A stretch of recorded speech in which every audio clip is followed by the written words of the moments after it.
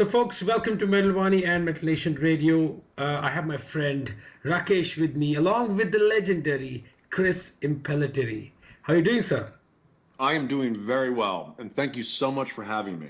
Fantastic. Now, 10th studio album, and you've titled it as Venom. So, of course, there must be some sort of nervousness, that sort of excitement for this album to so that your fans can get an need to unleash this album and listen to it in its entirety. Yeah, I mean, listen, this is really one of the best records we've made. Mm-hmm. I mean, we're actually excited and a bit nervous, a bit scared because, it's funny. We've been getting feedback now that the press have begun to hear the record. Right. And we've heard comments, literally, I'm not kidding, we've heard comments from people saying that they think this is the best metal or rock record of 2015. Wow.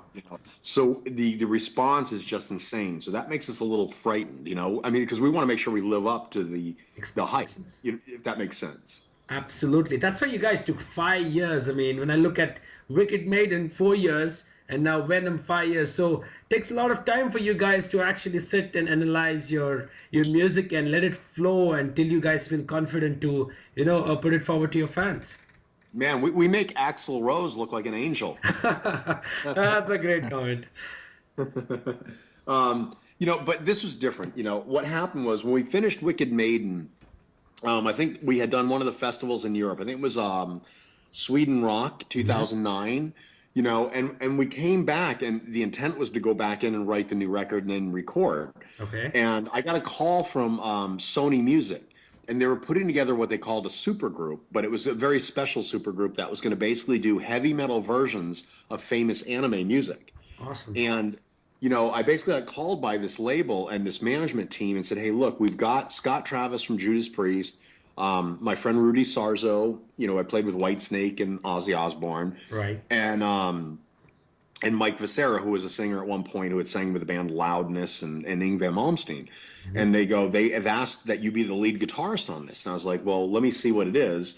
And I saw it and I was like, whoa, that was not what I was expecting. That's a little crazy, But they said, dude, we need you to shred and do crazy solos on this stuff. And it's also an honor because, in Japan, it's the biggest part of their life is anime. True. And so it's an honor to do that. And Rudy Sarzo said, Chris, he goes, this is an honor. And, it's a way for us to thank Japan for all the success we've had. So I agreed to do it thinking it was just going to be a quick, whatever, 1 year album cycle, release a record, go do a quick tour, come back, and it's done. Mm-hmm. Instead, the thing goes right to number one on the charts, becomes the biggest thing in Japan. Right. We're doing massive arena, tours. It took 2.5, 3 years, and so I was like, oh my God. So by the time I got done, I went back and I immediately started writing the music for Venom. And I had a lot of the riffs, at least the ideas of the riffs. And it also was a blessing because a lot of times as an artist, we write music that we think is great, and we don't only find out until 2 years after we've been away from it for so long that, that was garbage. It was terrible. All right. So fortunately for me, I had written a lot of songs and a lot of demos, a lot of riffs, and got away from it. I'd recorded it as a demo, and then 2 or 3 years later, I listened and went, oh my God, that is great. Or I went, oh my God, it's horrible. What was I thinking?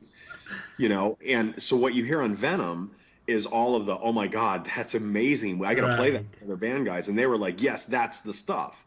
And so it was really fortunate. It was really a blessing to have this time. Awesome. You give ample time to these tracks actually to, like you said, after 2 years, you listen to the riff and you were actually surprised that it's either good or bad. So, that sort of gives more like a breathing space for fans to actually wait for your music. I mean, which is something very difficult when we talk about 5 years. Yes, as an artist, I'm sure many people that, maybe are listening to your show or will hear about this, as an artist, most people, will as a guitar player, we'll play a riff or we'll play a solo or a song, and we'll think it's really good because there's something that's inspiring us at the moment. The problem is because we're creating it, we don't always have clarity. We don't always have an ability to listen clearly as if it's for the first time. Right. So a lot of times we will work on an idea we just think is the best thing in the world. And then only after we've written a million other songs and gone on tour and done another record and come back that we listened to the old music and went, oh, that's terrible. What were we thinking? Right. Right? So on this record, everything. I feel as on this record, it feels as if there's a higher power making everything come together and come to fruition for this band Impellitteri. Something very magical is happening right now. I mean, because once, we had the music, the songs written, then we had to go in and rehearse it as a band and master it and make it feel like it's real, because we wanted to go into studio and play this music live. We didn't want to just share files, like bands do in this day and age. Mm-hmm. It's okay. It's mainly because of money, but they'll send files back and forth, and that's, the band never sees one another. Right. We didn't want to do that. We wanted to basically record this record live, and make it feel as if the people listening to this record are on stage with us. And that's what you hear with Venom. I mean, a lot of this is live, one takes. We went back and thickened things up. Like I may have had to put rhythm guitars under the solo, right, just to thicken it up. Mm-hmm. But most of the stuff is like, a lot of this is one take, magical performances. So when the person's listening to this record, as if you're on the stage with this band. Awesome. And that, I think, is why this record just has such a magical vibe to it. Fantastic. I believe that when you said that already reactions have started coming, I think it's regarding the preview that you released in February. So do you plan to release any full-length tracks from the album? Now, when you say do we intend to release full-length, well, we are scheduled for the release of April 21st. Is that what your question is? So before the actual release of the entire album, do you plan to release any tracks for the fans? Oh, I see what you're saying. Okay. That's really up to Frontiers, our label.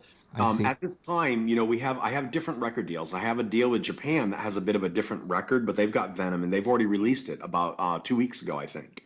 Okay. But it doesn't have all of the songs. The Venom version on Frontiers actually has one of the best songs on the record. It's called "Reach for the Sky."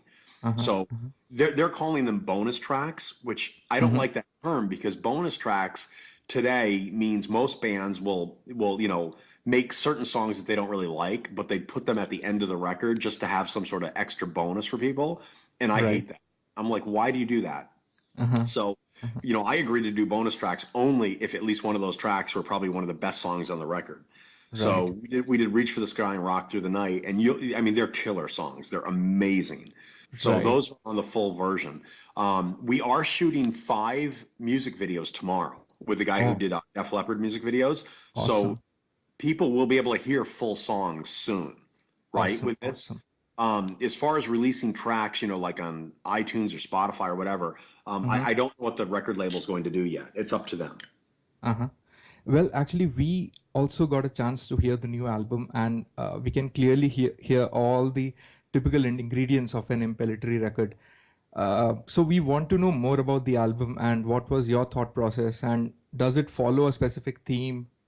Okay, well, the first rule, as I said, and I don't know if I explained this earlier, and again, when I speak, please, when I'm finished with this comment or explanation, please don't deem me as arrogant or egotistic, because that's not my intent. I'm very humble. Sure. So the first thing was a goal to make this record. Every band, I believe, should have a goal.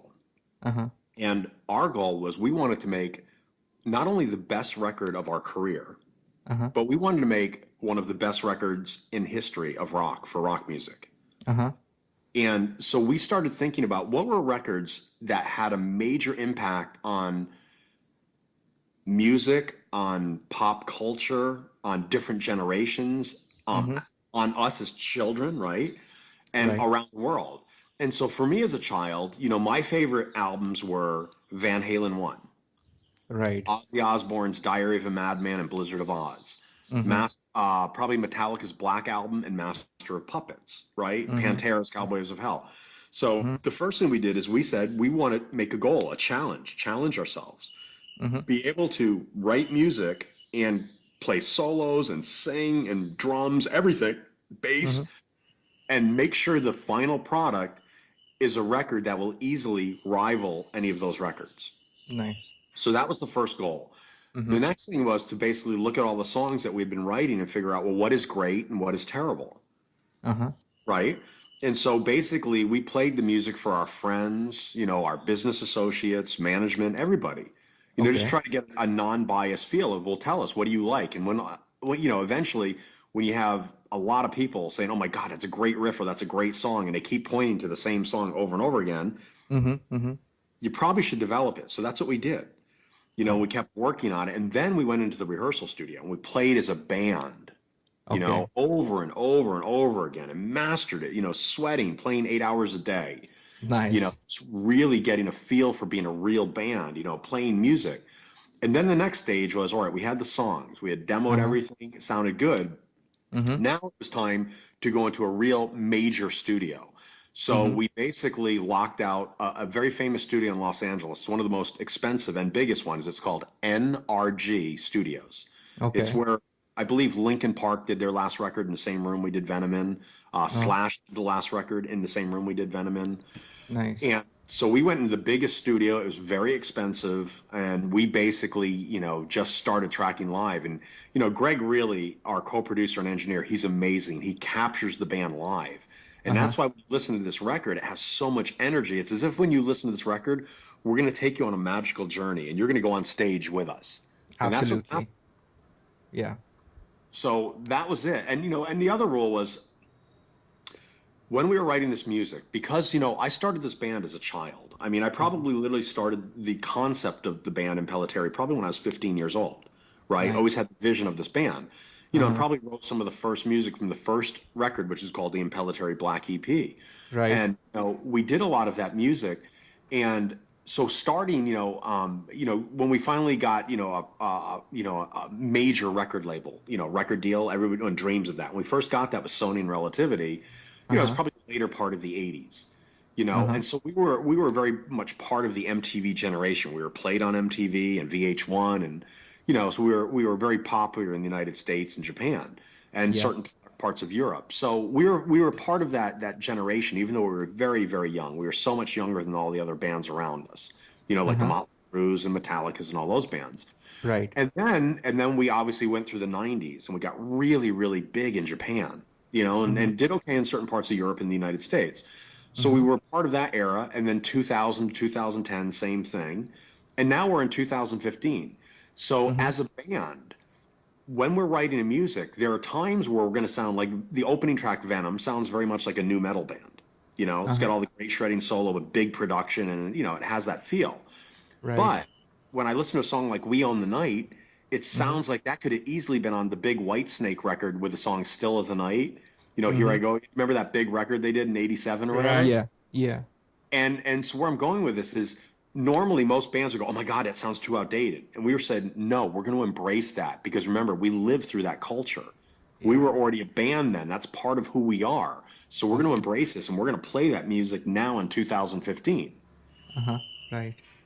That's awesome. Now, this is a collaborative process between you and the other guys. Now, we have Jon Dette, which is pretty much known for playing with Anthrax and Slayer, and we have Rob as well. So when I look at a four-piece band which we have currently, there must be definitely those sort of creative differences when you guys were actually working on writing this album, or was it that you have written the majority of it on your own and then taken the input from the other guys?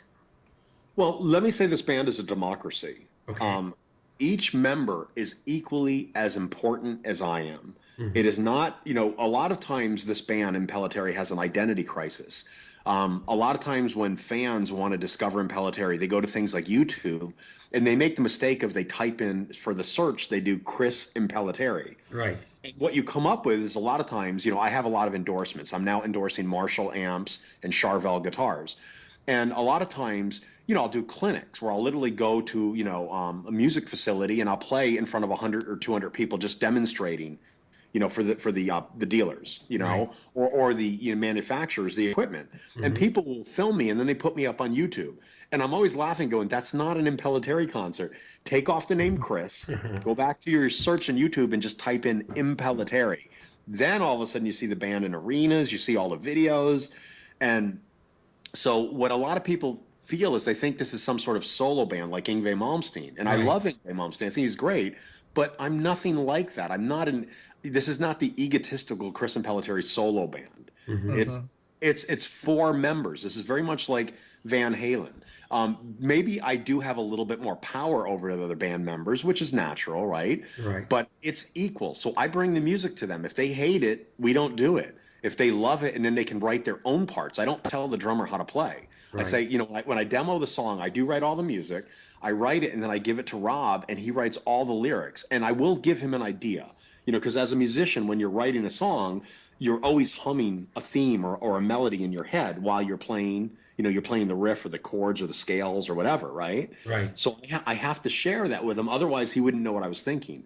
But a lot of times, songs like We Own the Night, Empire of Lies, Rob did that all by himself. I had no input. Awesome. Right. So, you know, again, it's 100% contribution. James Pulley did his bass lines. All of that is his own bass lines. And Jon Dette, same thing. No restrictions, just be Jon Dette. And so what you hear on Impellitteri Venom, you hear Chris Impellitteri, the guitar player. You hear Jon Dette, the drummer. You hear James Pulley, the bass player, and you hear Rob Rock, the vocalist. And it's equal contribution. So each guy is equally as important as the other.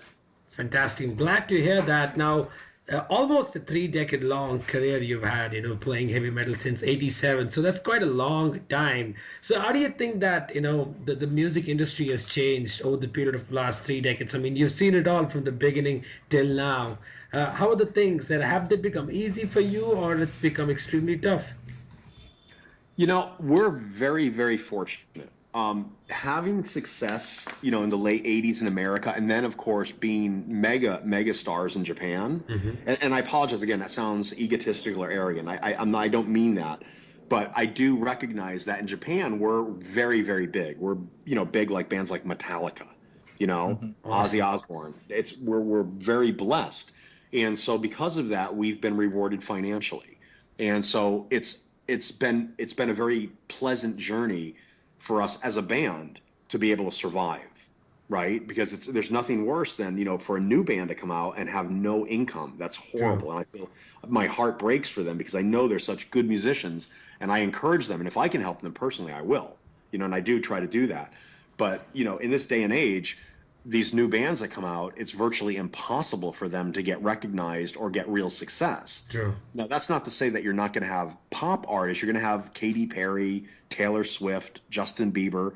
These are, you know, these are brand things, artists that are designed to sell perfume or sell, you know, children, right? And so they have empires and dynasties behind them, like Disney, you know, very large conglomerate corporations. So they, you know, those artists will always be around. They'll have some sort of, you know, life.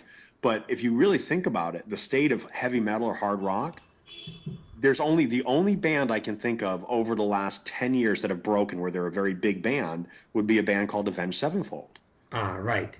There hasn't been one other band in 10 or 20 years that have made a major impact on anybody. I mean, in America, there hasn't been another Van Halen. There hasn't been another Guns N' Roses, another Metallica. None of that has happened. None of it. I mean, everybody here are living off of the past. You know, the big metal concerts here are still Iron Maiden. Right. You know, if Metallica rarely ever tour the States, you know, so that's a rarity. Even Judas Priest are playing small venues, you know, right. So, right. You know, that's it. And then you'll have bands like Impellitteri. We'll occasionally go out and we'll do like, you know, some theaters or whatever else. Yeah. So, you know, I mean, it's really, it seems like the lifeline of metal. Oh, awesome. Glad to hear that.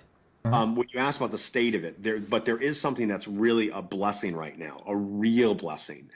When I was a child coming into this thing, right, when I first started and I wanted to get a record deal, unless you had a record deal with a major record company, you weren't going to get any success. You wouldn't get any notoriety. You wouldn't be able to share your music around the world. Well, today, with digital, with downloading, even if it's piracy, all of that allows fans of music, of your type of music, all over the world have instant access to you and listen. So that is a major blessing for everyone. Impellitteri, whether you like us or hate us, virtually everyone around the world know about us now. Absolutely. Right. So, yeah, so you talked about Avenged Sevenfold. So that leads me to the next question. Like, so you are obviously influenced by the classic era of heavy metal, you know, bands like Van Halen and Ozzy Osbourne. So what is your take on how metal has evolved over the years? And do you listen to a lot of modern metal bands?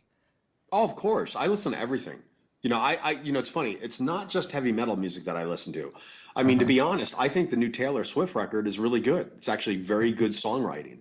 Now a lot of people will be embarrassed to say that, but I listen to everything. Mm-hmm. Some of the newer metal bands, now Children of Bottom is no longer new, but I really like them a lot. Right. I like Nightwish. I think that's a cool band. Arch Mm-hmm. Enemy, they're closer to my age. They're not new, but I really like Arch Enemy a lot, especially after they did Nemesis. Thought it was great stuff. Yeah. Um, so I listen to a lot of these bands as well. And it's interesting. Avenged Sevenfold. It's funny. I did a record called System X with a singer named Graham Bonnet in Mm-hmm. 2000. It was kind of a reunion record of Stand in Line, except it was a very much heavier metal record. Mm-hmm. And I brought in a producer to mix the record. His name was Mudrock, and he had just produced a band called Godsmack and a few other bands. Uh-huh. And as we were doing System X, I'll never forget, we were finishing up the mixes, and I said, "Oh, what are you doing?" He goes, "Oh, I got this new band I'm doing. I'm producing them." I said, "Oh, cool, whatever." So I Mm-hmm. didn't think of anything about it. About a year later, one of my daughters comes in my room and goes, "Dad, you got to hear this band. Listen to this song." I'm like, "Oh my gosh, that sounds like Impellitteri. Sounds like one of the riffs off System X." And I go, Okay. "Who is this?" And they go, "Oh, it's a band called Avenged Sevenfold." I went, "Wow, that's cool. Sounds like me." And I flipped over the record cover and I see it says produced by Mudrock. Okay. And I'm like, well, that's a coincidence. I'm going, some of their music seems an awful lot like the record I just did with Mudrock 1 year earlier. To be honest, I mean, some of their songs kind of replicate a little bit of a Metallica riff and some sort of Maiden kind of a vibe. I mean, even the last album was pretty much, a lot of people were somewhat not happy with it because it was somewhat related to different bands and minor riffs but actually gave them a lot of album sales for that. Yeah, I actually loved it. And listen, I don't know that if they really had borrowed any of my riffs or my style or not. Maybe that's just my ego speaking, maybe not. Let's just say they didn't. Mhm. And, I still like that band very much. And I will tell you, I do like their new record. And to be honest, I've been equally as guilty. Listen, if you listen to a song called Speed Demon, Mhm. right, on the Crunch Impellitteri record, you can just YouTube it. Go Speed Demon. You can hear it's a direct ripoff of a Dio song called We Rock. Okay. Or I'm sorry, not We Rock, Stand Up and Shout. All right. And I loved Ronnie. I knew Ronnie, so to me it was really a great tribute to him. And Speed Demon's one of my favorite songs we do. It's so fun. But it's totally like that whole Dio spirit. And it's really my tribute of saying, man, I love what you did. So yeah, moving on to the next part of the question. So uh, I guess you are about to tour to support the new album. So what does your touring schedule look like? Are there any places or festivals that you are reaching to play? Oh yes, but we're just in the beginning stages. We did this so last minute. Frontiers, I originally approached them only about 12 or 14 weeks ago. Played them the Uh-huh. music, they were loved. They go, "We want to sign this." Like, okay. I said, "But we don't have a lot of time for preparation, because Japan's releasing theirs." So Mm-hmm. we're just now starting the PR. We're talking with agents and promoters. Mm-hmm. The problem with festivals is they're usually booked 1 year in advance. So a lot of the festivals already booked a year ago. Okay. So we're a little late on that. We are going out. We're going to start. We're doing Tokyo. We're doing On Air East Arena. We do Mm. that on May 28th. We then Okay. go to Osaka. We play Quattro venue. And then we do Mm-hmm. Hiroshima, Mm-hmm. Quattro venue again. And then Frontiers just proposed yesterday morning. They want me to do, Frontiers are going to do a major rock festival in Germany this Okay. year. It's going to be in October. It's Okay. going to be October 3rd and 4th. So they just invited us to be one of the headlining bands on that. Awesome. So I think we're going to do that. And now, all the other dates, I hope we're going to try to tour the entire world, everywhere. Mm-hmm. So if anybody, Nice. even where you guys are, if you guys have promoters that are interested in us, just have them contact us or our label or our PR people, and we'll look at any offers because we want to come. Wow, that's awesome for us. Of course, because being from India, Japan is not far. Yeah. So probably if things go quite well, we may be able to see you guys here. Oh, that would, I would love to do that. I would love to play India. I mean, to me, it's like, I have friends from India, and, it's like I hear so much great stuff on the culture and the people, and the United States, people don't realize in the term United States, it's called United for a reason. So it's very common, for me, there's a lot of people from Bangladesh or just various areas of India that are basically here near me in LA all the time, Right. So I'm very aware of the culture, very aware of the people, love the people. You know, it just feels very much at home, you know? So, you know, I would love to tour there. I think it would be great. So you talked about Animetal, which was the collaboration that you did, fusing anime with heavy metal. So it's quite an interesting concept. So is there anything going on currently on that front? Um, I'm told, yes, there is. You know, I don't control Animetal. Uh-huh. It's basically, we've got a management team that put that whole band together. Okay. So I've been told, as of 3 weeks ago, they told me they are signing with Warner Music in Japan, Mm-hmm. and they are going to do another record and tour, but that's all the information I know. I don't know anything beyond that. I know if it does happen again, you know, because I talked to Rudy Sarzo and Mike and John. Obviously, John's in my band now, so you know, we're very much you know, into it. We'll do it, but right now, Impellitteri is my priority. Awesome, awesome. Glad to hear that. I just got an update that John has joined an Australian band called Mishak as well.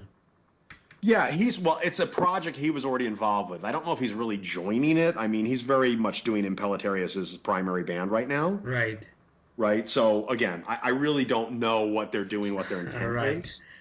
I can understand. I mean, I think right now he's more of a hired gun where he said, yeah, I'll do the studio record while we're in the midst of promotion. Mm-hmm. You know, so we'll see. But either way, it's okay. If John's not here, you know, my original drummer, Glenn Sobel, who's right now touring with Alice Cooper, Mm-hmm. you know, I'll just bring Glenn back in.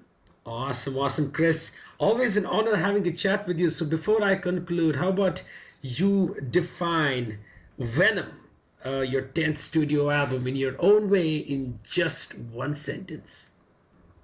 High energy, heavy metal music at its best. Oh, so Nice. while listening to the album, it kind of felt the same.